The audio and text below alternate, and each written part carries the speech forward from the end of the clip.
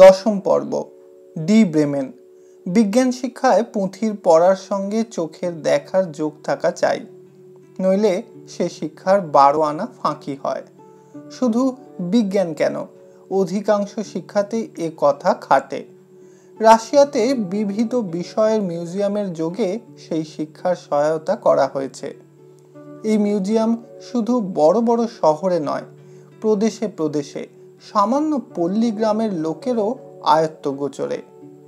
চোখে দেখে শেখার আর একটা প্রণালী হচ্ছে ভ্রমণ।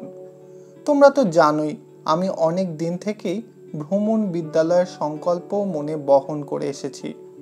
ভারতবর্ষ এত বড় দেশ, সকল বিষয়ই তার এত বৈচিত্র্য বেশি যে তাকে সম্পূর্ণ করে উপলব্ধি করা হন্টারের গেজেটিয়ারে পড়ে হতে পারে না। এক সময় পদব্রজে তীর্থভ্রমণ আমাদের দেশে প্রচলিত ছিল। আমাদের তীর্থগুলিও ভারতবর্ষের সকল অংশে ছড়ানো। ভারতবর্ষকে যথাসম্ভব সমগ্রভাবে প্রত্যক্ষ অনুভব করবার এই ছিল উপায়। শুধুমাত্র শিক্ষাকে লক্ষ্য করে 5 বছর ধরে ছাত্রদের যদি সমস্ত ভারতবর্ষ ঘুরিয়ে নেওয়া যায়, তাহলে তাদের শিক্ষা পাকা হয়। মন যখন সচল থাকে, সে তখন শিক্ষার বিষয়কে সহজে গ্রহণ ও পরিপাক করতে পারে। বাঁধা খোরাকের সঙ্গে সঙ্গেই ধেনুদের চড়ে খেতে দেওয়ারও দরকার হয়, তেমনি বাঁধা শিক্ষার সঙ্গে সঙ্গেই চড়ে শিক্ষা মনের পক্ষে অত্যাবশ্যক। অচল বিদ্যালয় বন্দী হয়ে অচল ক্লাসের পুঁথির খোরাকিতে মনের স্বাস্থ্য থাকে না। পুঁথির প্রয়োজন একেবারে অস্বীকার করা যায় না।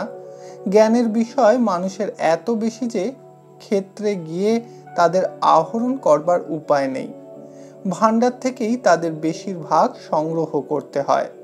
কিন্তু পুঁথির বিদ্যালয়কে সঙ্গে করে নিয়ে যদি প্রকৃতির বিদ্যালয়ের মধ্যে দিয়ে ছাত্রদের বেরিয়ে নিয়ে আসা যায়, তাহলে কোনো অভাব থাকে না। এ সম্বন্ধে অনেক কথা আমার মনে ছিল। আশা ছিল যদি সম্বল জোটে তবে কোনো এক সময় শিক্ষা পরিব্রজন চালাতে পারবো। কিন্তু আমার সময়ও নেই, সম্বলও জুটবে না। সোভিয়েত রাশিয়ায় দেখছি সর্বসাধারণের জন্য দেশ ভ্রমণের ব্যবস্থা ফলাও করে তুলছে। বৃহৎ এদের দেশ, বিচিত্র জাতীয় মানুষ আর অধিবাসী, যার শাসনের সময় এদের পরস্পর দেখা সাক্ষাৎ, জানাশোনা, মেলামেশার সুযোগ ছিল না বললেই হয়। বলা বাহুল্য, তখন দেশভ্রমণ ছিল শখের জিনিস, ধনী লোকের পক্ষেই ছিল সম্ভব। সোভিয়েত আমলে সর্বসাধারণের জন্য তার উদ্যোগ। শ্রমক্লান্ত এবং রুগ্ন কর্মীদের শান্তি এবং রোগ দূর করবার জন্যে প্রথম থেকেই সোভিয়েতরা দূরে নিকটে নানা স্থানে স্বাস্থ্য নিবাস স্থাপনের চেষ্টা করেছে। আগেকার কালের বড় বড় প্রাসাদ তারা এই কাজে লাগিয়েছে। সেসব জায়গায় গিয়ে বিশ্রাম এবং আরোগ্য লাভ যেমন একটা লক্ষ্য, তেমনি শিক্ষা লাভ আর একটা। লোকহিতের প্রতি যাদের অনুরাগ আছে, এই ভ্রমণ উপলক্ষে তারা নানা স্থানে নানা লোকের আনুকূল্য করবার অবকাশ পায়। জনসাধারণকে দেশভ্রমণে উৎসাহ দেওয়া এবং তার সুবিধা করে দেওয়ার জন্যে পথের মাঝে মাঝে বিশেষ বিশেষ শিক্ষা বিতরণের উপযোগী প্রতিষ্ঠান খোলা হয়েছে। সেখানে পথিকদের আহার নিদ্রার ব্যবস্থা আছে। তাছাড়া সকল রকম দরকারি বিষয় তারা পরামর্শ পেতে পারে। ককেশীয় প্রদেশ ভূতত্ত্ব আলোচনার উপযুক্ত স্থান। সেখানে এইরকম পান্থ শিক্ষালয় থেকে ভূতত্ত্ব সম্বন্ধে বিশেষ উপদেশ পাবার আয়োজন আছে। যেসব প্রদেশ বিশেষভাবে নৃতত্ত্ব আলোচনার উপযোগী, সেসব জায়গায় পথিকদের জন্য নৃতত্ত্ববিদ উপদেশক তৈরি করে নেওয়া হয়েছে। গ্রীষ্মের সময় হাজার হাজার ভ্রমণেচ্ছু আপিসে নাম রেজিস্ট্রি করে। মে মাস থেকে আরম্ভ করে দলে দলে নানা পথ বেয়ে প্রতিদিন যাত্রা চলে। এক একটি দলে 25-30টি করে যাত্রী। 1928 খ্রিস্টাব্দে এই যাত্রী সংঘের সভ্য সংখ্যা ছিল 3000-এর কাছাকাছি। 1929-এ হয়েছে 12,000-এর উপর। এ সম্বন্ধে ইউরোপের অন্যত্র বা আমেরিকার সঙ্গে তুলনা করা সংযত হবে না। সর্বদাই মনে রাখা দরকার হবে যে রাশিয়ায় 10 বছর আগে শ্রমিকদের অবস্থা আমাদের মতোই ছিল। তারা শিক্ষা করবে, বিশ্রাম করবে বা আরোগ্য লাভ করবে, সেজন্যে কারো কোনো খেয়াল ছিল না। আজ এরা যে সমস্ত সুবিধা সহজেই পাচ্ছে তা আমাদের দেশের মধ্যবিত্ত ভদ্রলোকের আশাতীত এবং ধনীদের পক্ষেও সহজ নয়। তাছাড়া শিক্ষা লাভের ধারা সমস্ত দেশ বেয়ে একসঙ্গে কত প্রণালীতে প্রবাহিত তা আমাদের সিভিল সার্ভিসে পাওয়া দেশের লোকের পক্ষে ধারণা করাই কঠিন। যেমন শিক্ষার ব্যবস্থা তেমনি স্বাস্থ্যের ব্যবস্থা। স্বাস্থ্যতত্ত্ব সম্বন্ধে সোভিয়েত রাশিয়ায় যেরকম বৈজ্ঞানিক অনুশীলন চলছে তা দেখে ইউরোপ আমেরিকার পণ্ডিতেরা প্রচুর প্রশংসা করেছেন। শুধু মোটা বেতনের বিশেষজ্ঞদের দিয়ে পুঁথি সৃষ্টি করা নয়, সর্বজনের মধ্যে স্বাস্থ্য বিজ্ঞানের প্রয়োগ যাতে পরিব্যাপ্ত হয়, এমনকি এদেশের চৌরঙ্গি থেকে যারা বহু দূরে থাকে তারাও যাতে অস্বাস্থ্যকর অবস্থার মধ্যে অযত্নে বা বিনা চিকিৎসায় মারা না যায় সেদিকে সম্পূর্ণ দৃষ্টি আছে। বাংলাদেশে ঘরে ঘরে যক্ষ্মা রোগ ছড়িয়ে পড়ছে। রাশিয়া দেখে অবধি এ প্রশ্ন মন থেকে তাড়াতে পারছি না যে বাংলাদেশের এইসব অল্পবিত্ত মুমূর্ষুদের জন্য কটা আরোগ্যাশ্রম আছে। এই প্রশ্ন আমার মনে সম্প্রতি আরও জেগেছে এই জন্যে যে খ্রিস্টান ধর্মযাজক ভারত শাসনে অসাধারণ ডিফিকাল্টিজ নিয়ে আমেরিকার লোকের কাছে বিলাপ করছেন। ডিফিকাল্টিজ আছে বইকি, একদিকে সেই ডিফিকাল্টিজের মূলে আছে ভারতীয়দের অশিক্ষা, অপরদিকে ভারত শাসনের ভুরি ব্যয়িতা। সেজন্যে দোষ দেব কাকে? রাশিয়ায় অন্ন বস্ত্রের সচ্ছলতা আজও হয়নি। রাশিয়াও বহু বিস্তৃত দেশ, সেখানেও বহু বিচিত্র জাতির বাস, সেখানেও অজ্ঞান এবং স্বাস্থ্যতত্ত্ব সম্বন্ধে অনাচার ছিল পর্বত প্রমাণ।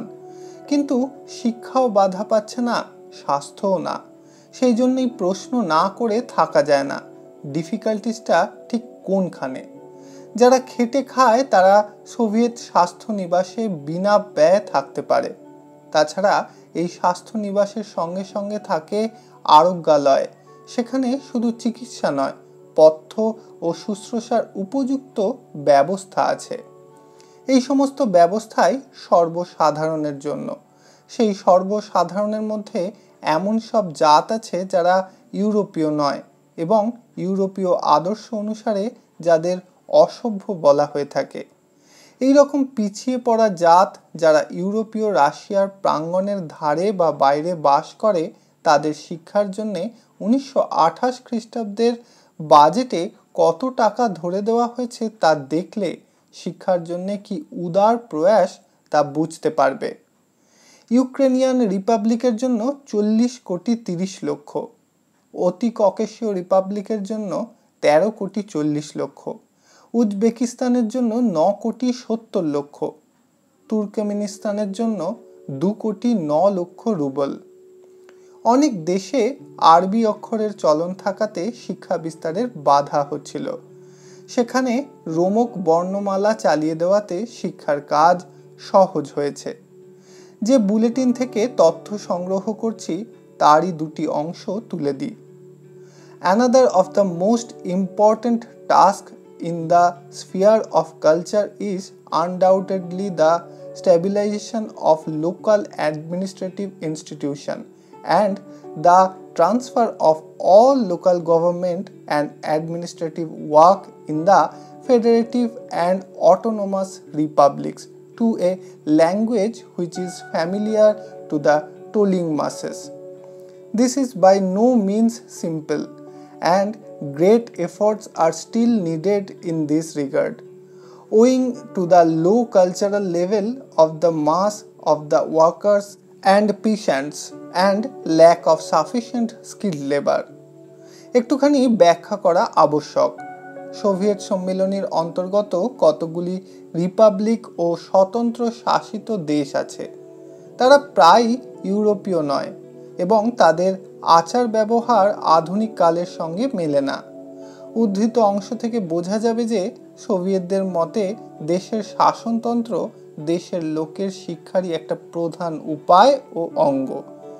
আমাদের দেশের রাষ্ট্র চালনার ভাষা যদি দেশের লোকের আপন ভাষা হতো তাহলে শাসনতন্ত্রের শিক্ষা তাদের পক্ষে সুগম হতো। ভাষা ইংরেজি হওয়াতে শাসন নীতি সম্বন্ধে স্পষ্ট ধারণা সাধারণের আয়ত্তাতীত হয়েই রইল। মধ্যস্থের যোগে কাজ চলছে, কিন্তু প্রত্যক্ষ যোগ রইল না। আত্মরক্ষার জন্য অস্ত্র চালনার শিক্ষা ও অভ্যাস থেকে যেমন জনসাধারণ বঞ্চিত, দেশ শাসন নীতির জ্ঞান থেকেও তারা তেমনই বঞ্চিত। রাষ্ট্র শাসনের ভাষাও পরভাষা হওয়াতে পরাধীনতার নাগপাশের পাক আরও বেড়ে গেছে।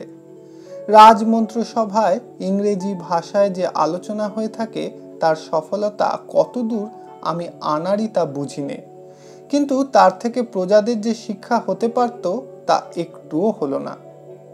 আর একটা অংশ, whenever questions of cultural economic construction in the national republics and districts come before to the organs of the Soviet government, they are settled not on the lines of guardianship but on the lines of the maximum development of independence among the broad masses of workers and peasants and of initiative of the local Soviet organs. যাদের কথা বলা হলো তারা হচ্ছে পিছিয়ে পড়া জাত। তাদের আগাগোড়া সমস্তই ডিফিকাল্টিজ, কিন্তু এই ডিফিকাল্টিজ সরিয়ে দেবার জন্যে সোভিয়েতরা 200 বছর চুপচাপ বসে থাকবার বন্দোবস্ত করেনি। ইতিমধ্যে 10 বছর কাজ করেছে। দেখে শুনে ভাবছি আমরা কি উজবেকদের চেয়ে তুর্কমানিদের চেয়েও পিছিয়ে পড়া জাত? আমাদের ডিফিকাল্টিজের মাপ কি এদের চেয়েও 20 গুণ বেশি? একটা কথা মনে পড়ল, এদের এখানে খেলনার মিউজিয়াম আছে। এই খেলনা সংগ্রহের সংকল্প বহু কাল থেকে আমার মনের মধ্যে ঘুরেছে। তোমাদের নন্দনালয়ে কলা ভাণ্ডারে এই কাজ অবশেষে আরম্ভ হলো। রাশিয়া থেকে কিছু খেলনা পেয়েছি, অনেকটা আমাদেরই মতো। পিছিয়ে পড়া জাতের সম্বন্ধে আরও কিছু জানবার আছে, কাল লিখব। পরশু সকালে পৌঁছবো নিউ ইয়র্কে। তারপরে লেখবার যথেষ্ট অবসর পাবো কি না কে জানে। ইতি রবীন্দ্রনাথ ঠাকুর। ইতি রাশিয়ার চিঠি প্রবন্ধের 10ম পর্ব সমাপ্ত হলো। ধন্যবাদ।